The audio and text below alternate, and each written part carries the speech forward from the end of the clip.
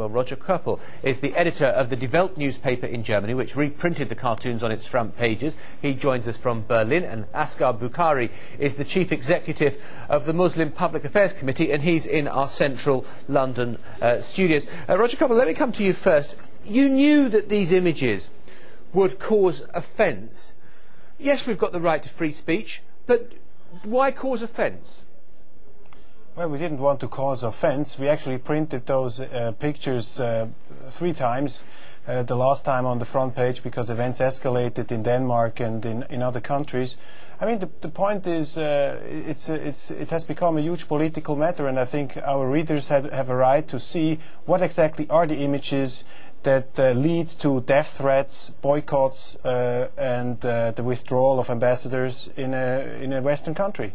Asghar Bukhari, isn't it possible that people have gone over the tops about some rather poor cartoons that appeared in a Danish newspaper? I find it shocking that the previous speaker was saying that he didn't know it was going to cause offence. He's saying basically the images of the Prophet as a terrorist, and thus saying that Muslims right around the world are following a terrorist. Other images portray the Prophet as a bigot who is going to kill people because they've looked at women. To say that it's not going to cause offence is pretty outrageous, and to have the cheek to then go on and say that it's about freedom of speech and trying to fight for some higher ideals that Muslims simply can't understand because we're obviously crazed fanatics is ridiculous. But Asghar Bukhari, I mean, we've had in this country, Jerry Springer the musical, where Jesus is depicted as wearing a nappy, and some people have found it offensive. But there was a free speech issue there where you could do these sort of things.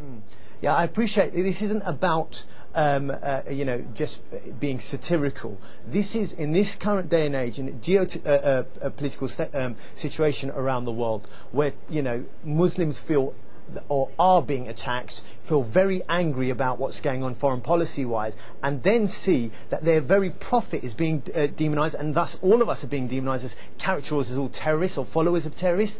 It's absolutely unbelievable that this could have happened. And to understand the demonisation, I would have thought that someone from Germany would understand the danger of these type of images to escalate in the current environment.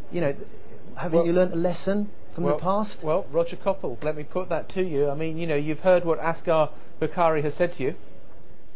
I mean, the point that is at stake here is what are actually the moral standards that are valid in a Western open society. And I think it's a part of our society to subject even religious topics and political topics to criticism and to satire. I think that these caricatures didn't go over the top. And I think the Muslims have to accept that we are a society that even has a critical stand towards religious issues. And it's a fact that the religion of Islam is also used by militant Muslims to attack the Western world. And this is something that these caricatures, you might disagree with them, bring to view. Asghar Bukhari, let me just put to you the quote, which I'm sure you're very familiar with, of the French philosopher Voltaire.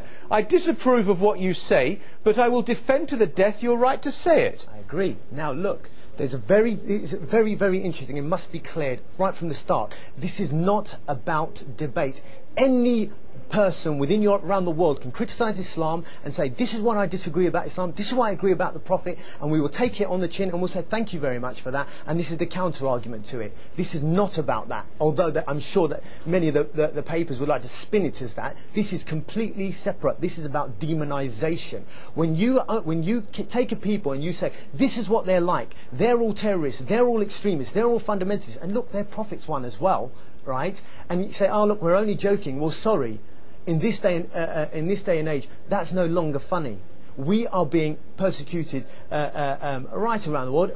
Many Muslims feel that they're being demonised. And if you want to talk about Western values, well, there's no country in the world right now that has complete freedom of speech. There's no such thing as freedom to hate. Your freedoms should not impact on my freedoms. I shouldn't be able to walk down the street and be insulted or like many Muslims are in Britain and throughout Europe simply because they're Muslims. You've made your point very clearly. Let me put that to Roger Koppel, because isn't it there a critical point here that it's one thing to have freedom of speech.